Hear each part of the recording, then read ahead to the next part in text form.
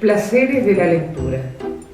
Se trata de un programa al que podemos definir como un espacio, o mejor como un universo pleno de momentos, hasta podríamos decir de prodigiosos instantes, que se irán deslizando como efecto o resultado del encuentro de palabras a partir del diálogo que entablamos con el autor de una obra.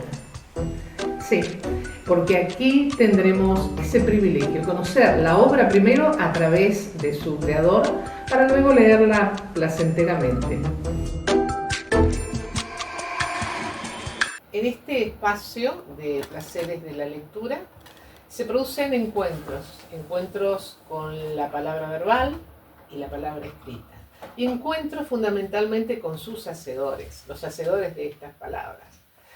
Es por eso que nos interesa también conocer mucho de ellos, como por ejemplo el tiempo que le dedican a esa palabra, ya a su lectura, ya a su escritura, y cuáles son las cosas, ¿no?, que hacen y las situaciones que hacen de ese hecho, que es la acción de escribir y de leer, que sea más placentera aún. Por esta razón, hoy nos visita un gran referente, un observador, un estudioso y divulgador de la ciencia. Y de la ciencia que nos habla de todo aquello que a distancias siderales nos rodea.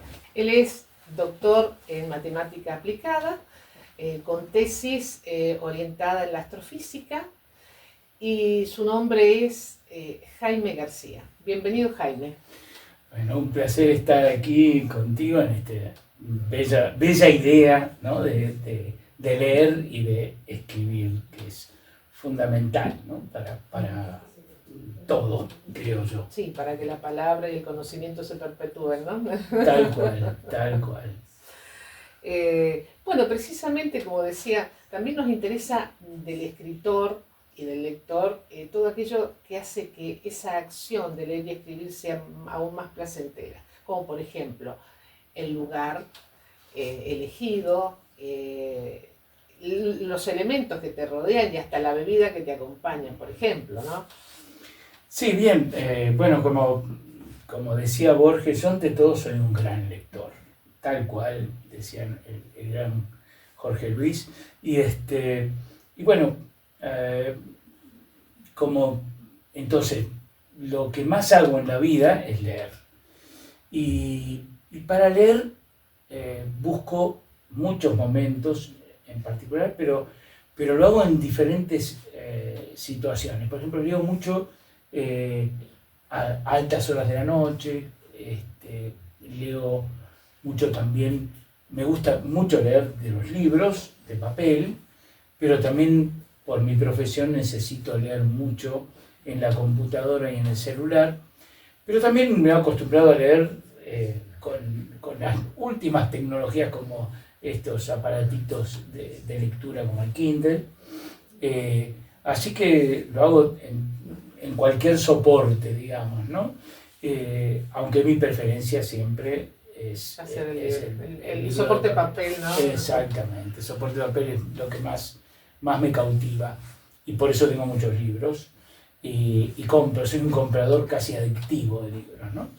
Pero bueno, el momento de la lectura en sí, digamos, puede ser en cualquier posición, en cualquier lugar de la casa, pero porque además, por ejemplo, cuando estoy trabajando con el telescopio también leo, porque son momentos de que se dan largos en los que solo tengo que controlar algo en la pantalla, y bueno, tengo tiempo para leer, por lo menos para mechar la lectura con el trabajo. Y bueno, y en cuanto al escribir, el escribir ya son otros momentos. También lo hago o a altas horas de la noche o en un horario de trabajo, digamos, porque yo lo siento también como un trabajo el escribir, ¿no? ¿Y en cuanto a la bebida?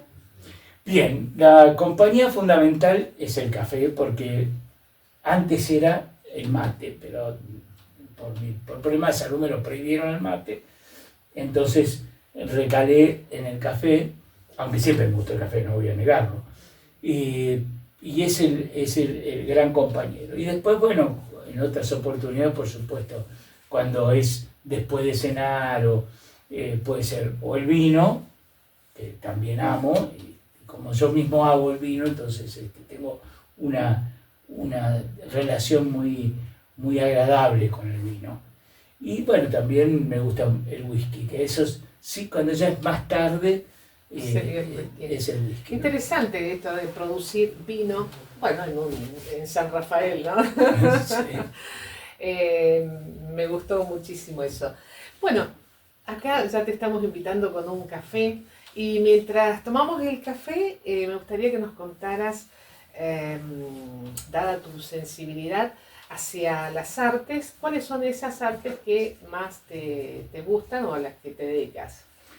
Bueno, como arte, digamos, más allá del escribir, que es para mí el arte fundamental que me ha acompañado toda la vida, bueno, en otros momentos comencé cuando era muy jovencito, tuve oportunidad de hacer dos cosas. Primero, aprender muy tempranamente a tomar imágenes, fotografiar, pero también aprendí a procesar, porque en aquellos tiempos era indispensable procesar la fotografía química, porque uno, digamos, tenía que saber qué es lo que había pasado en la imagen que uno había tomado. Hoy en día eso es instantáneo, uno toma la imagen, ya la ve ahí, y casi siempre es muy fiel lo que uno está apuntando, esa escena que uno arma con la que sale. En la fotografía química no era tan así, había que trabajarla. Y bueno, así que la fotografía ha sido mi forma de expresión desde siempre, junto con la literatura, pero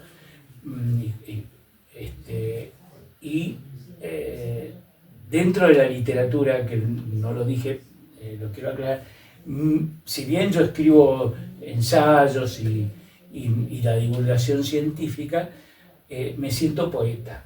Y esa es, o sea, escribir poesía es algo que también data de mi adolescencia, creo que inclusive de la pubertad, diría, que fue cuando empecé alguna vez a escribir. Quizás es con lo primero que comenzaste a escribir, ¿no? Sí, es lo primero. Exactamente, y además en aquellos tiempos todavía estaba muy influenciado por la lectura del siglo de oro español, sobre todo, y de el modernismo también, me imagino. Sí, pero más en aquel momento, lo primero que yo me acerqué fue digamos, al castellano antiguo, digamos, uno de los primeros libros, porque estaba en mi casa, mi papá vendía libros, entonces había muchos libros en casa, el libro del buen amor, del archipreste de Fita, como se dice en el castellano antiguo. Así que ya tomé contacto con el castellano antiguo, y me resulta tan musical eso, que automáticamente me nacía el escribir así, digamos, ¿no? Con rima y no tan cuidada la métrica por ahí, pero sí la musicalidad y la rima, ¿no? También creo que en la educación formal, en el secundario, claro, el segundo año, tercero, son las materias también que se están dando, así que un poco que ese refuerzo estaba, ¿no? Sí, sobre todo, bueno, yo también yo empecé estudiando en la escuela técnica, entonces era muy poco, pero bueno, yo igual leía, o sea, a mí yo no leía para la escuela de ninguna manera, además amaba la lengua y el jugar con las palabras. Una cosa que hacía mi padre era jugar mucho con las palabras, entonces eso que yo también lo hice con mis hijos, ¿no? Jugar con digamos, la multiplicidad de los significantes, ¿no? que tiene la palabra, y entonces jugar con eso, ¿no? era muy lindo para mí. Sí, que a la hora de escribir, y sobre todo poesía, incorporar vocablos, asociar y eso, fundamental, ¿no? Tal cual, y al ser muy lector siempre aparecían palabras nuevas y palabras que... Además yo era muy amigo del diccionario, siempre lo fui, muy amigo. El diccionario siempre me acompañaba, tenía un muy buen diccionario, porque mi mamá se dedicaba como hobby a hacer palabras cruzadas, o sea, a resolverlas, ¿no? Sí. Y era muy eficiente en eso, entonces ella tenía un muy buen diccionario y entonces no era de la Real Academia todavía, después sí, cuando fui más grande lo compré yo a ese diccionario, pero sí tenía un buen diccionario enciclopédico, digamos, ¿no? Sí, como el Codex. El Codex, ese era el que yo tenía, exactamente, así es. Y bueno, y era muy lindo porque yo buceaba en las palabras y me encontraba mi forma de expresarme con la palabra exacta de lo que yo quería decir por esa cuestión de el ejercicio, ¿no? Y el ejercicio hace que profundices más en eso. Tal cual. ¿En qué momento surgió así como un disparador, ¿no? O qué circunstancia para que te dedicaras a la astronomía? Porque de chicos o en algún momento de la vida casi todos hemos amado mirar los cielos y hemos aprendido algunas constelaciones a través de los padres o algún conocido. Además los cielos antiguamente eran muy oscuros, ¿no? Pero, por ejemplo, yo era una de esas, sin embargo a mí después no se me dio por estudiar. No, ¿Cuál claro. fue tu disparador en esto? Bueno, lo que a mí me pasó primero fue el contacto temprano a través de mi tío abuelo, el tío Vicente, que me enseñó las dos cosas que enseñan mis profesiones, aunque uno no lo crea, pero es muy marcante eso de que pasa cuando uno es muy chico. Yo tendría 3 años y medio, 4, él me enseñó a contar, ¿no? Pasaba unos perros y me decía, ¿cuántos perros pasaron? Entonces, como él me había enseñado, yo contaba 1, 2, 3, y así le decía, son 5 perros, ¿no? Bueno, y también él me enseñó, era gallego, por lo tanto, como gallego conocía el cielo de que se veía en España, que es diferente del nuestro, pero algunas cosas en común. Por ejemplo, las 3 Marías, las 7 cabritas. Y bueno, eso es lo que él me enseñó. Claro, nunca me podía enseñar la Cruz del Sur porque en España no se ve, pero él me enseñó eso y realmente me quedó marcado. Hay una anécdota que es cuando íbamos caminando por las calles. Esto era en Buenos Aires, ¿no? El cielo era tan oscuro en aquel tiempo, porque la iluminación era tan diferente a la de hoy. Bueno, esto de íbamos caminando, por ejemplo, a comprar algo, ya en la noche, y él me decía, bueno, acá están las 7 cabritas. Y yo tenía muy buena vista de niño, y yo contaba 9, no 7. Entonces él me decía, me estás metiendo la mula, ¿no? Porque son 7. Y claro,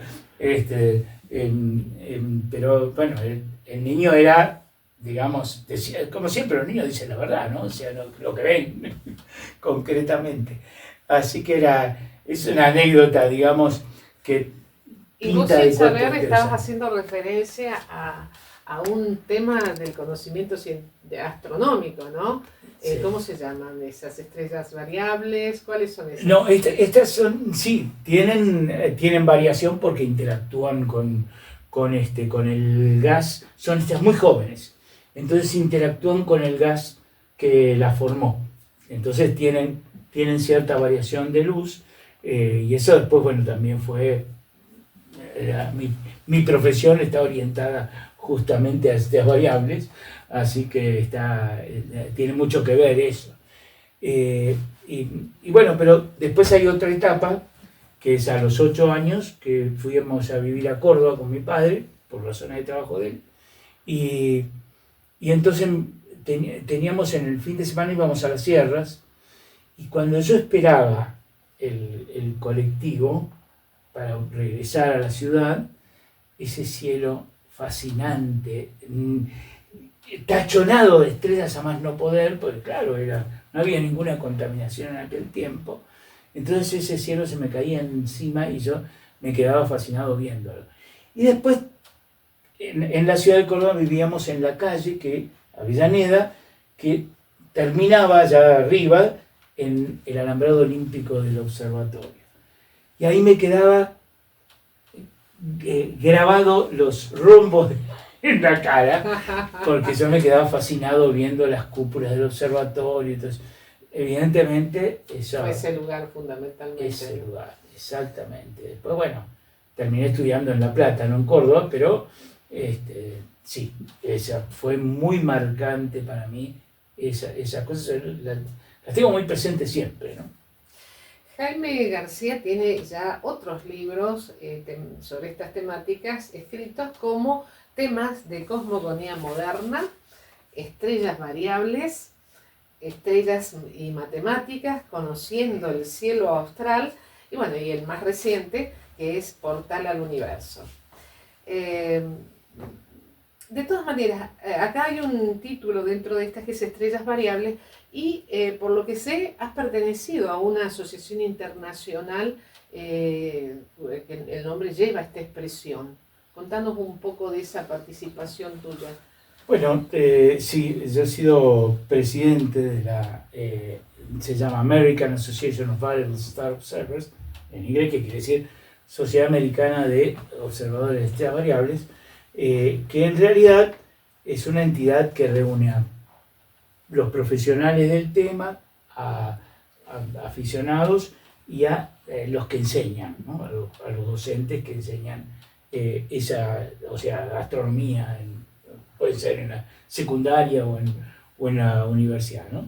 Y esa entidad, que fue fundada en 1911, a mí me tocó pasar el centenario siendo presidente, así que para mí fue muy, muy lindo, y además que fui, bueno, el primer presidente latinoamericano, no el primer presidente no estadounidense, porque la sede se encuentra en Estados Unidos. Está en Cambridge, Massachusetts, en Estados Unidos, sí. Tiene Cambridge, pero no el Cambridge de Inglaterra, sino el Cambridge cerquita. Es prácticamente un suburbio de Boston, ¿no? De la ciudad de Boston. ¿Actualmente perteneces a alguna otra asociación? Bueno, también en algún momento fui presidente de la Liga Interamericana de Astronomía, y por supuesto pertenezco a nuestra asociación profesional, que es la Asociación Argentina de Astronomía. Y bueno, también me olvidaba de esto, soy socio, digamos, vitalicio de la Asociación Amigos de la Astronomía de Buenos Aires, ¿no? que es donde hice mis primeras, digamos, mis primeros pasos en la astronomía fue ahí a los 12 años. Portal al Universo, bueno, es la última obra de Jaime García. ¿Cuándo la presentaste? Bueno, esto lo presenté como primera vez cuando llegó de imprenta fresquita. La presenté en nuestra Star Party, que es nuestro evento anual hasta este año. Va a empezar a ser 2 veces por año. Sí, y que fue en los últimos días de marzo, y fue en Los Molles. Nos hemos mudado para Los Molles por cuestiones sobre todo del cielo, y bueno, otra. Se observa mejor. Bueno, no es que se observe mejor, sino que hay un poco más de oscuridad, ¿no? Claro. O sea, en el Valle Grande ya se percibe mucho la contaminación lumínica de San Rafael, esa cúpula, ¿no? Lumínica de San Rafael. Y contanos cómo es esto de que las estrellas puedan estar de fiesta o que se pueda festejar con las estrellas. Sí. Bueno, porque toda reunión en inglés, reunión que sea familiar, o se dice party, ¿no? O sea, es una...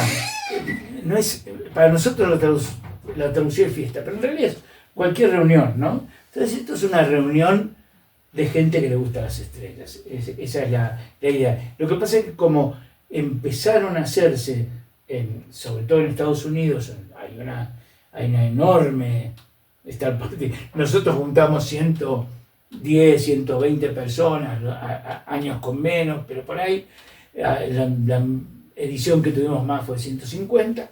Bueno, Estela Fan, que es digamos, la madre de las Star Party, junta 3.000, 4.000 personas. Pero tenemos que comparar también la Argentina con 40 y algo de millones de habitantes contra los 400 millones. Así que estamos bastante bien, no es que nuestra reunión es... ¿Es nacional o se abre al Cono Sur? Es para el que quiera venir. Lo que pasa es que como lo hacemos en castellano, tiene la limitación de que, bueno, vienen los vecinos fundamentalmente, salvo una edición que la hicimos juntamente con esta entidad en la que yo era presidente, en el tiempo que yo era presidente, que hicimos una reunión conjunta, y ahí sí vinieron gente de la India, gente de Estados Unidos, de Inglaterra, o sea, hubo una ¿Recordás el año? Sí, fue en 2010, exactamente, o sea, justo el año anterior al centenario de la entidad. ¿Vos eras todavía presidente? Yo era, ahí justamente empezaba, era mi primer año de presidencia, así que sí, tuve, por eso, justamente al ser presidente tuviste más acceso, digamos, a esa convocatoria. Exactamente. Portal al Universo también ha tenido una muestra. Bueno, esta muestra es, en realidad, tiene algunas de las imágenes del libro, no todas, pero sí todas las que son mis fotos, más otras fotos que ya presenté, en un total de 29 fotografías, y poemas que tienen realmente significado astronómico, o sea, que fueron escritos, por ejemplo, hay uno que se llama Galaxia, hay otro que se llama Estrella, y hay otro que se llama Nebulosa, y esos poemas tienen digamos, la idea de asociar la ciencia, o sea, hay una descripción de una estrella, por ejemplo, una descripción de una nebulosa, con rigor científico, pero escrito poéticamente. Exactamente. Qué maravilla. Y sobre todo con mucho contenido de las sensaciones humanas, ¿no? Tenés también una obra escrita de poemas, ilustrada también con fotografía. Esta de estrellas y demás, esto que me estás diciendo, ¿pertenecen a ese libro? No, algunas sí. Hay creo que 2 o 3 poemas que sí. Recordanos el nombre de la obra. Amalgama se llama. Justamente por esta. Amalgama. Y también hay una amalgama de idiomas, ¿no? Totalmente, sí, porque a mí me gusta escribir también en portugués, porque, digamos, yo amo la lengua portuguesa a raíz de que viví allí 5 años y medio y me apropié de la cultura brasileña y también de la cultura portuguesa, porque en realidad uno de mis poetas predilectos es Fernando Pessoa, así que en todos sus heterónimos, ¿no? Que realmente un personaje maravilloso y es uno de mis poetas predilectos, ¿sí? Preferido. Sí. Bueno, y el portal al universo nos introduce al cielo a simple vista. Y en este, digamos, capítulo nos muestra así como ya nuestros antiguos astrónomos habían descrito en sus semblanzas muy acertadamente todo lo que hoy podemos observar, sobre todo en los cielos boreales, ¿no? Así es, sí, hasta lo que se ve para nosotros muy al norte, también está incluido, por ejemplo, la constelación del Navío Argos, que ahora está dividida, se llama Carina, que es la quilla, la vela y la popa, esas 3 constelaciones, y el Navío Argos es obviamente algo que tiene que ver con el mito de Jasón, los argonautas, un mito griego muy tradicional y muy, muy bonito, ¿no? Cuando él va en busca del vellocino de oro, hacia el vellón de oro, que es la forma en que él podía acceder al trono del padre que se lo había usurpado su tío, ¿no? Y aquí ya en la segunda página estamos viendo unas máquinas impactantes sobre estos cielos, uno el boreal y el austral, ¿no? También es de destacar que en cada capítulo, ¿no es cierto?, que comienza así con un título, le sigue una frase célebre, en la mayoría de los casos, ya sea de otros astrónomos, otros científicos o reconocidos escritores, como es en el caso del El Universo. Y la frase que sigue dice: el universo de esta noche tiene la vastedad del olvido y la precisión de la fiebre. Y pertenece ni más ni menos que a nuestro querido Jorge Luis Borges. Bueno, y acá ya se nota esta sensibilidad, esta vena poética, al menos en la elección también de estas frases, ¿no? Sí, y el lector. Y el lector, dice el lector también. Sí, sin duda, cada frase que yo elijo, la elijo porque tiene que ver con lo que voy a escribir, pero además porque la admiro, ¿no? Admiro lo que está escrito y bueno, lo que refleja, y además la persona que lo escribió, obviamente, ¿no? Porque para mí la palabra está asociada a una persona siempre, ¿no? Y yo tomo la segunda proposición, dice la precisión de la fiebre. Yo cuando comienzo a leer algo así como podría ser una sigla, ¿no?, en letras mayúsculas, ya empieza una letra invertida que no sé qué significa, y me aparecen frases como energía oscura, como materia oscura fría. Y en esto te pregunto, ¿cómo es este paso, ¿no?, del lenguaje científico a ese lenguaje que puede interpretar, entender, digamos, el lector no científico, al menos en estas materias, ¿no? Justamente la propuesta era ser riguroso en lo científico, sin que, o sea, no perder rigurosidad, y ser lo más didáctico posible, para que un niño de 10 años que aún le falta adquirir un montón de conocimientos, pero que ya tiene algo fundamental, que es la capacidad de abstracción, pueda entenderlo. Yo no lo recomiendo para menores de 10 años, pero mi hijo, que también es astrónomo, se lo lee a mi nieta, que tiene 5. Así que...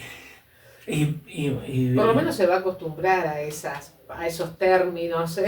Sí, sin duda. Bueno, lo que pasa es que, claro, esa letra que parece una B invertida, que es en realidad una lambda mayúscula, ¿no? La letra lambda, esa que todos estamos acostumbrados, bueno, tiene también una mayúscula, que es como una carpita, digamos, ¿no?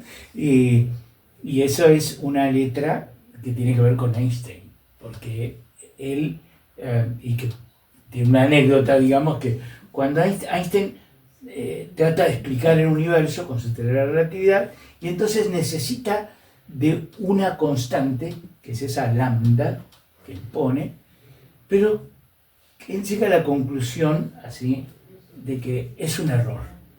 Y entonces es la tontería más grande que hice. Resulta que los descubrimientos posteriores, sobre todo en el fin del siglo pasado, bueno, resulta que se descubrió que el universo se expande, pero no solo que se expande, sino que se expande aceleradamente. Entonces, ¿quién es el responsable de eso? Bueno, no sabemos. Le llamamos energía oscura, pero ¿cómo la simbolizamos?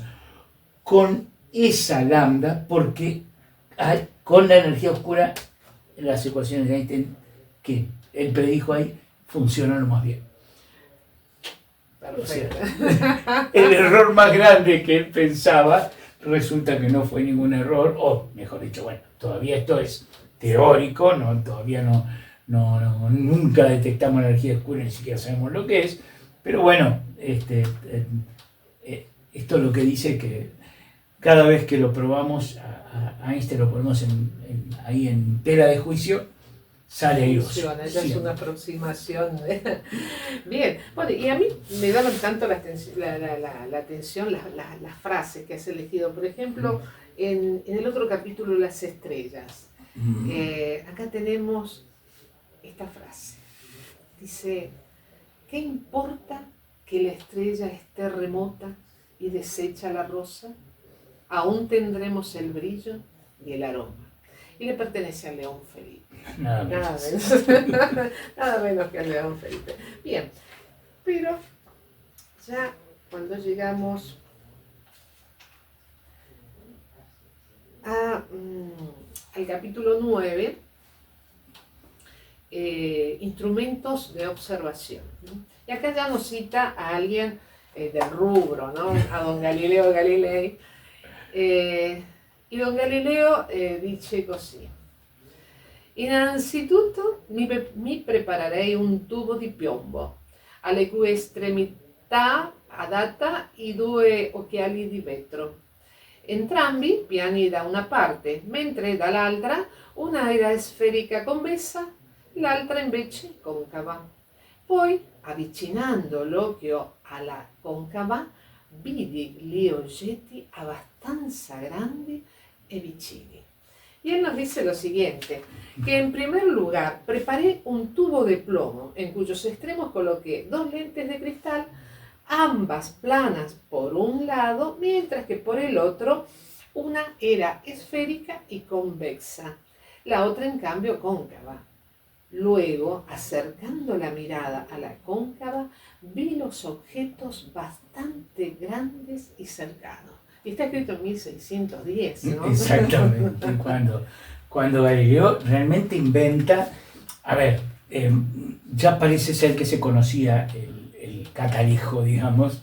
Alguien había puesto esas lentes de esta manera y entonces lo habían usado en forma terrestre, pero él es el primero que enfoca a las estrellas, a los planetas, a la Luna primero que nada. Enfoca a Júpiter, descubre que hay 4 cuerpos, claro, que lo rodean y además ve el movimiento y dice, es un sistema copernicano ahí dentro del gran sistema copernicano que era, en momentos donde justamente decir eso no era lo mejor que se podía decir, ¿no? Al punto que mucha gente se negaba a poner el ojo en el telescopio como él lo hacía, ¿no?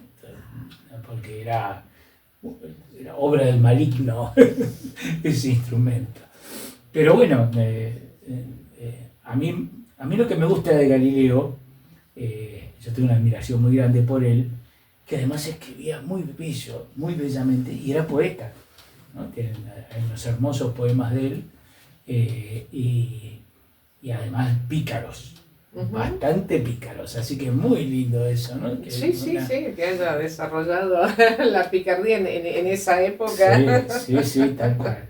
Bueno, es un tema ya que tiene más trayectoria, pero y qué bien también en un científico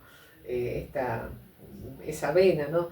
Y acá en este capítulo, que es el 9, observamos 2 imágenes que tienen que ver con un telescopio refractor de 80 milímetros de apertura y pertenecen al Observatorio Astronómico del Instituto Copérnico de Rama Caída, Mendoza. Y bueno, será el momento de que nos hables de ese instituto, algo tendrás que saber.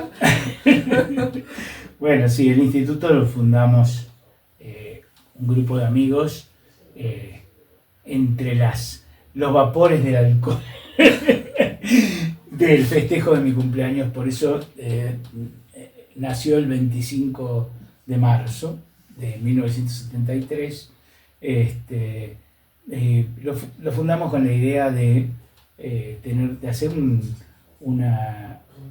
realidad un instituto que fuera no solo de astronomía, sino que fuera de diversos saberes, porque entre los que lo fundamos había un médico, por ejemplo, en ese momento estudiante, igual que yo en ese tiempo, estudiante de medicina, yo estudiaba astronomía, y bueno, y otros más, bueno, estudiaba biología, y así que éramos de diversas orientaciones.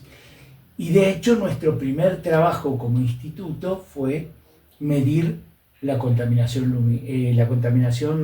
no lumínica, la contaminación ambiental, utilizando un método astronómico, pero orientado a la contaminación ambiental, ¿no? En la ciudad de Buenos Aires. Obviamente no nace en Rama Caída. No. En Rama Caída no. Lo elegimos instalar acá por las condiciones del cielo de nuestro hermoso sur mendocino, ¿no? Pero estuvo funcionando antes en Buenos Aires. Claro, empezó en Buenos Aires hasta el año 94 que nos trasladamos acá. O sea, en el 93 hicimos la elección de sitio y en el 94 nos trasladamos. Explícanos un poco de cómo son aplicables los software, ¿no? a los telescopios o los trabajos del telescopio a los software. Bien, en realidad como ahora digamos el trabajo de investigación se realiza haciendo imágenes y midiendo las imágenes, entonces el trabajo que se debe hacer puramente computacional, o sea, los software son dedicados a analizar las imágenes o inclusive a procesarlas, ¿no? O sea, uno toma una imagen en crudo y eso hay que procesarlo, ¿no? Como pasaba con la fotografía química, ¿no? Había que hacer un proceso químico, acá se hace un proceso de tipo, digamos, matemático, ¿no? Fundamentalmente matemático. Y en cuanto a los métodos, digamos, y técnicas de investigación que se aplican en esta ciencia.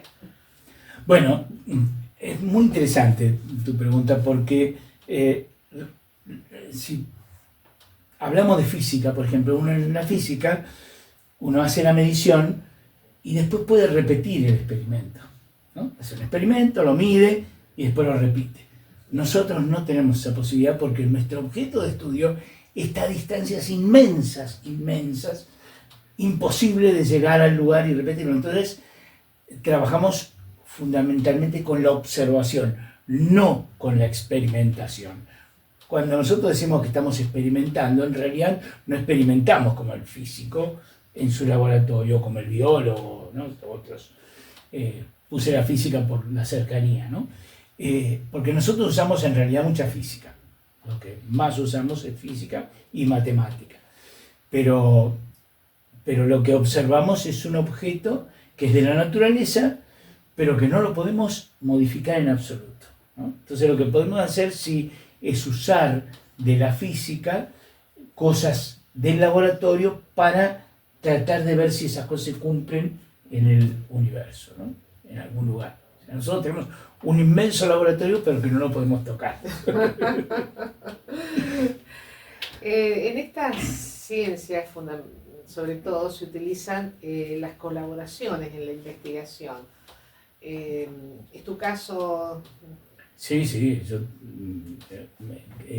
colaboro todo el tiempo con observadores y teóricos de otros lugares. He trabajado mucho con gente en Polonia, con gente en la ex Unión Soviética al principio, después bueno, ahora es Rusia fundamentalmente, pero bueno, yo he trabajado muchísimo así, siempre. Y mis observaciones en general para una base de datos y la aprovechan cualquiera, ¿no? De tus trabajos, ya sea en forma individual o colaborativa, ¿cuál es el que más te ha interesado y por qué? Bien, en realidad yo he sido siempre, y sigo siendo, un observador muy detallista. Entonces, como tal, lo que más he contribuido es a mejorar técnicas de observación, hacer software para analizar imágenes, generar la matemática para las imágenes. Esa fue mi tesis, que en realidad no era para las imágenes, pero bueno, se usa para las imágenes. En aquel tiempo, lo que yo hice en mi tesis de doctorado fue encontrar una técnica para encontrar regularidad en la variación de la luz, ¿no? O sea, yo siempre dije que en mi vida yo tengo que ver con las ondas. Sí, o sea, bueno, la variación de la luz es una onda, ¿no? En el fondo.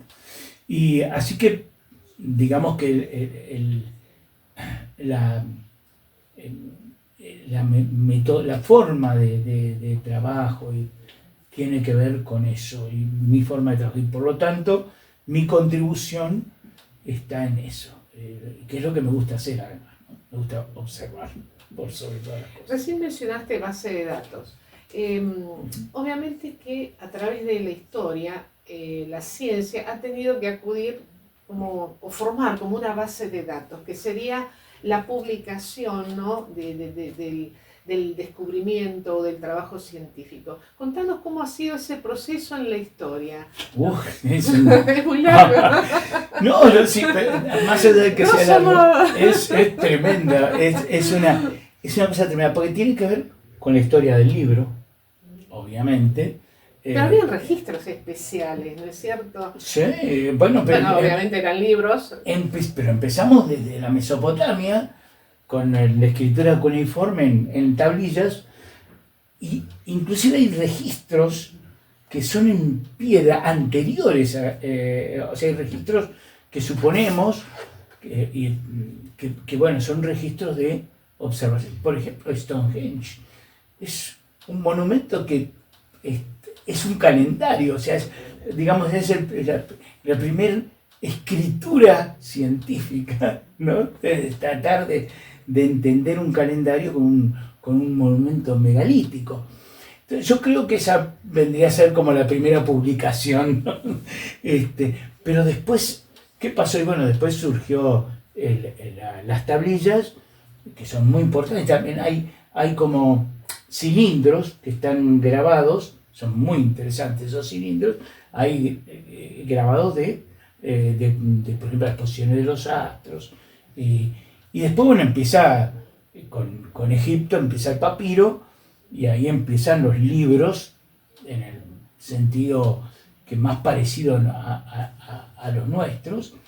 Pero bueno, esos que eran rollos, y ahí hay cantidades de observaciones registradas, y por suerte se salvaron, porque en realidad, si hubieran quedado en Alejandría, el papiro hubiera muerto por la humedad, ¿no?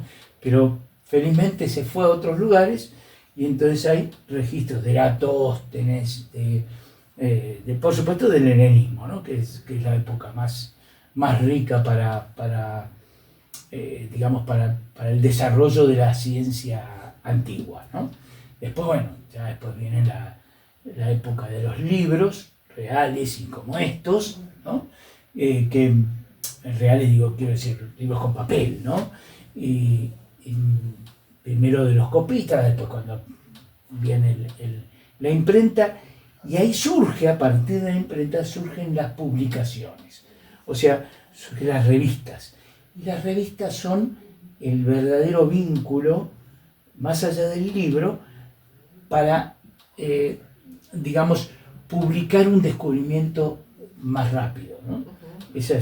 Hoy en día todo eso, ya las revistas son digitales. ¿Por qué? Porque no tiene sentido hacerlas en papel. Y además llega más rápido. Llega rapidísimo. Cuando yo era estudiante, demoraba en llegar una revista un mes y medio. ¿Por qué? Porque venían por barco. Y entonces el papel no venía por vía aérea. Entonces uno recibía, entonces en la biblioteca de la Universidad de La Plata y del Observatorio Astronómico, ponían la revista, uno se anotaba en una listita, ¿eh? El que llegaba primero se anotaba primero, la lista de espera. Era la lista de espera para leer la revista. Las nuevas revistas. Exactamente. Y bueno, y lo que se acostumbraba también en ese tiempo era pedirle al autor, no veía el paper, como se dice en la jerga científica, veía ese trabajo publicado, y entonces le tomaba la dirección de correo del autor y le mandaba una carta, y él a vuelta de correo le mandaba una copia, una separata que se llamaba, de eso. Y así se hacía la ciencia, y era todo lento. Hoy no solo no esperamos a que se publique la revista, que, o sea, que tiene que pasar por un referato que se llama, que es una revisión de pares, ¿no? de colegas, que no son colegas, son científicos como uno, pero uno no sabe quién es porque es parte de la cuestión. Y bueno, pasa por ese filtro, ese tamiz, digamos, deja que un trabajo ya bien corregido, si es que tiene problemas, o con una discusión en ciernes ahí, porque puede ser que diga algo esa persona que es Sí, el trabajo editorial siempre es importante, ¿no? Exactamente. Esa publicación de blog que puede ser muy interesante, pero puede tener errores. Exacto, tal cual. Bueno, entonces, pero aparecen lo que se llaman los preprint, así, que se publican en un sitio que se llama Archive, que es un lugar, un depósito de trabajos, pero que todavía no están digamos, pasados por por esa lente editorial, ¿no? Es como un repositorio, una cosa así sería. Ahora, hay dos aspectos. Están los repositorios que son este archive, en realidad la gente lo publica cuando ya es aceptado. O sea, ya está aceptado, entonces lo publica ahí. Y hay quien no, que lo publica sin aceptación, pero bueno,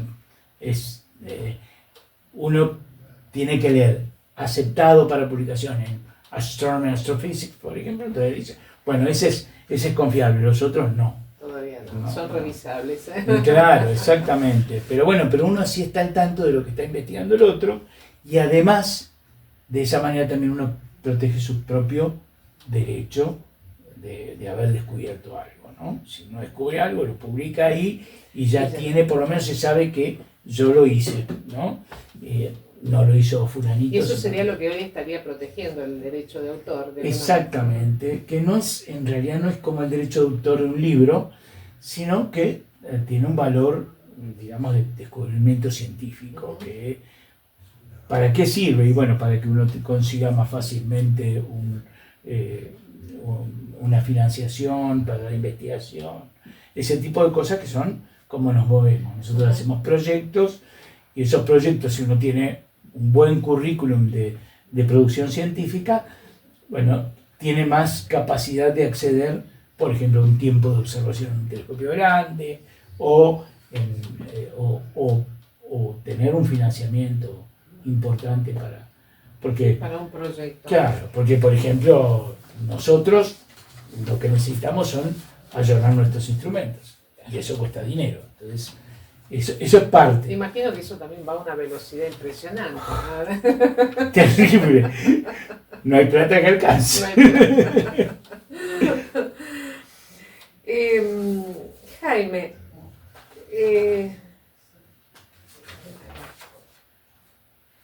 bueno, no hace mucho me enteré que estas agencias espaciales no eran solo 3 o 4 como yo conocía, que era la NASA, la rusa y la europea, ¿no? Hay más de 70, y que a su vez existen otros organismos supraglobales, ¿no? que imparten algunas, que podríamos decir, dinámicas, por llamarlo de alguna manera, sobre estas pautas, ¿no? Sobre estas agencias. ¿Cómo es el caso de Argentina? Bueno, nosotros tenemos nuestra propia agencia espacial, que es la Comisión de Investigaciones Espaciales, que funciona en Córdoba, tiene como una sede. Se llama Teófilo Tabanera, en honor a uno de nuestros primeros cultores de la astronáutica, y es un centro, digamos, una especie de centro espacial, ¿no? Como vendría a ser cualquiera de los de la NASA o de la Agencia Espacial Europea, o de Roscosmos, ¿no? Que es la de los rusos. Claro. Y así funciona, o sea, tiene también tiene proyectos, por ejemplo, ejemplo, tiene un proyecto para hacer un lanzador de satélites. Y también tiene satélites que están en funcionamiento, como los SAOCOM, que son satélites que observan la Tierra para auxiliar en cuando hay, por ejemplo, para hacer predicciones de las cosechas o auxiliar cuando hay incendios forestales. Entonces, esa es la función que tienen estos satélites. Y son, en particular los SAOCOM, son en sociedad con la Agencia Espacial Italiana. Ujú. O sea, es así. Así como hay colaboración, También está en eso de las agencias, por supuesto, ¿no? en la astronáutica es muy importante la colaboración. De hecho, la Estación Espacial Internacional es un proyecto en el cual han trabajado la agencia Roscosmos, la agencia rusa, la Agencia Espacial de Canadá, la Agencia Espacial Europea y la NASA. Y la NASA. O sea, es una Mega constelación, clase, ¿no? sí.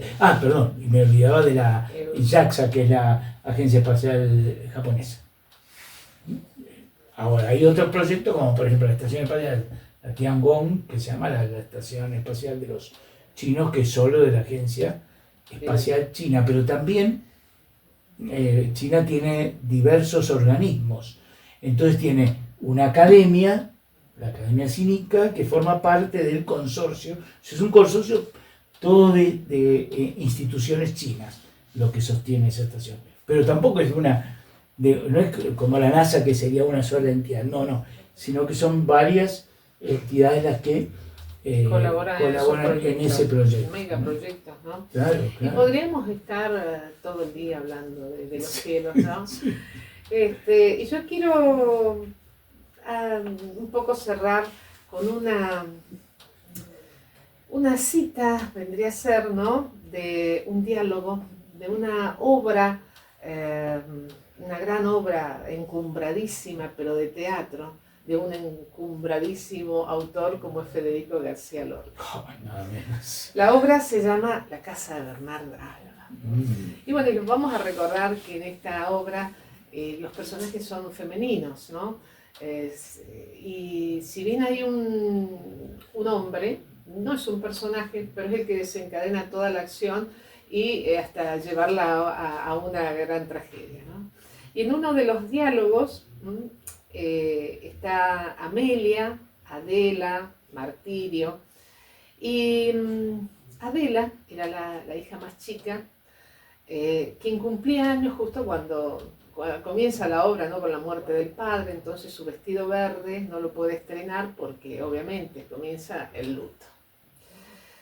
Pero este personaje es el más sensible de todos y se atreve a decir cosas como estas. Bueno, en el diálogo está Amelia y dice: qué noche más oscura. Adela: no se ve a 2 pasos de distancia. Y más adelante dice Adela: tiene el cielo unas estrellas como puños. Martirio: esta se puso a mirarlas de modo que se iba a tronchar el cuello. Adela: ¿es que no te gustan a ti? Martirio, ya con suspicacia, lo dice: a mí las cosas de tejas arriba no me importan nada. Con lo que pasa dentro de las habitaciones tengo bastante. Obviamente estaba haciendo alusión a un romance, ¿no? de Adela con el prometido de la mayor, siendo que ella era la más chica. Portal al Universo es una invitación, ¿no es cierto?, para ver todo lo que acontece sobre las tejas. Y que nos podríamos pasar noches mirando y días hablando de esto. Jaime, bueno, tu encuentro aquí contigo ha sido sumamente agradable y cosa que te agradezco infinitamente por esta visita. Yo me he sentido sumamente bien, muy cómodo, y realmente el interés mostrado por la astronomía es lo que a mí más me satisface. Y precisamente es que también por eso vamos a seguir leyendo. Ya en el apéndice Dice, la humanidad y el espacio. El universo es objeto de fascinación por parte del ser humano desde al menos el momento en el que fue capaz de abandonar las cavernas y aventurarse a la noche cerrada.